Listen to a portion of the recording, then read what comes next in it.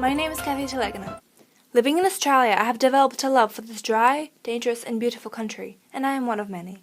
Today on Rhyming Times, I will be taking a moment to examine Australian identity and how it is reflected in one of the most notable of Australian poems, My Country by Dorothea Mackellar.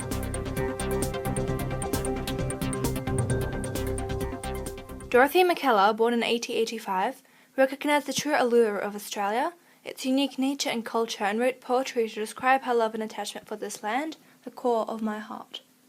My Country, Mackellar's most famous poem, has since its publication in 1908 become an emblem of the Australian identity.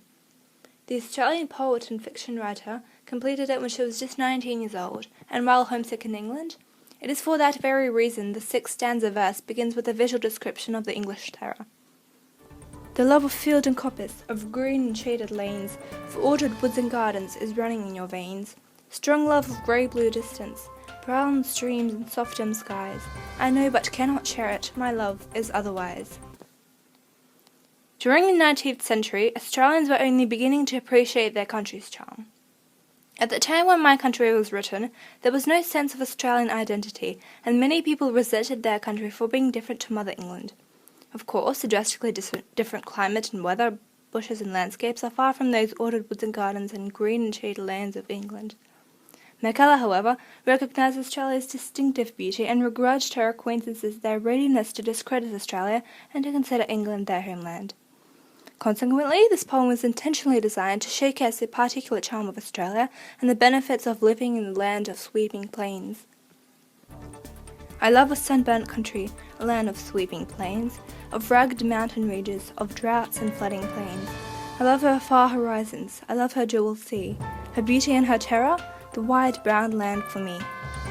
A stark white ring-barked forest, all tragic to the moon, the sapphire-misted mountains, the hot gold hush of noon. Green tangle of the bushes, where lithe lioness quail, and orchids deck the treetops, and ferns the dark warm soil. Core of my heart, my country, her pitiless blue sky, one sick at heart around us, we see the cattle die. But then the grey clouds gather, and we can bless again the drumming of an army, the steady, sinking rain. The main theme of My Country is a feeling of love towards a country, Australia, and this emotion is clearly displayed throughout the entire of the poem. References like the land of mountain ranges or an opal-hearted country affectionately describe the Australian landscape and clearly show the author's hope for a growing fondness of 19th century people towards their land. Mackellar wanted Australia to be improved through the love of its citizens. Written in the shadow of 1901 Federation, when 100 years after colonisation people began to develop affection for Australia, this poem captured those same feelings that unified Australia and directed them to a love of the land itself. She truly encapsulated the zeitgeist. Core of my heart, my country, land of the rainbow gold, for flood and fire and famine she pays us back threefold. Over the thirsty paddocks, watch after many days the filmy veil of greenness that thickens as we gaze. An opal-hearted country, a wilful, lavish land, all you who have not loved her, you will not understand. Though earth holds many splendours, wherever I may die, I know to what brown country my homing thoughts will fly. Not only is the theme one that perfectly encapsulates Australian love and loyalty, but the craftsmanship in My Country is similarly of a high standard. Mackellar skillfully makes use of numerous poetic devices to bring her subject to life.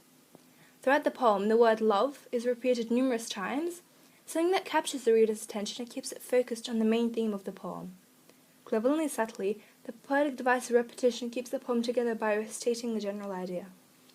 Repetition is also used in the first lines of stanzas 4 and 5, where in both cases the following words are stated, core of my heart, my country, to give a similar effect. Fascinating is the way Dorothea Mackellar uses, at first glance, negative lines, I love a sunburnt country, to convey a positive message.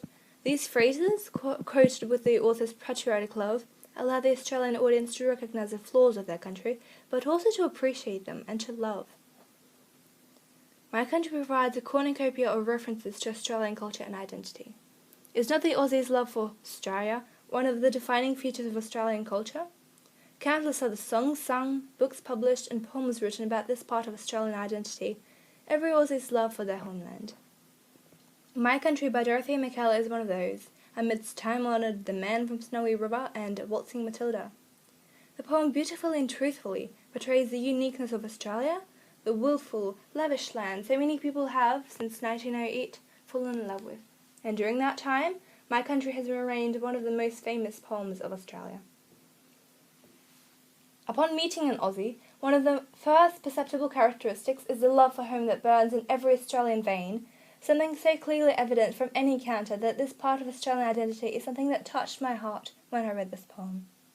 Seeing this feeling developed over centuries captured in the words of this poem, and recognizing my own love reflected in the carefully constructed stanzas of Dorothea Mackellar's My Country, I began to understand how lucky Australia is to be portrayed by such a positive, favourable identity. My name is Kathy Telegana. Thank you for watching Rhyming Times. Have a good day.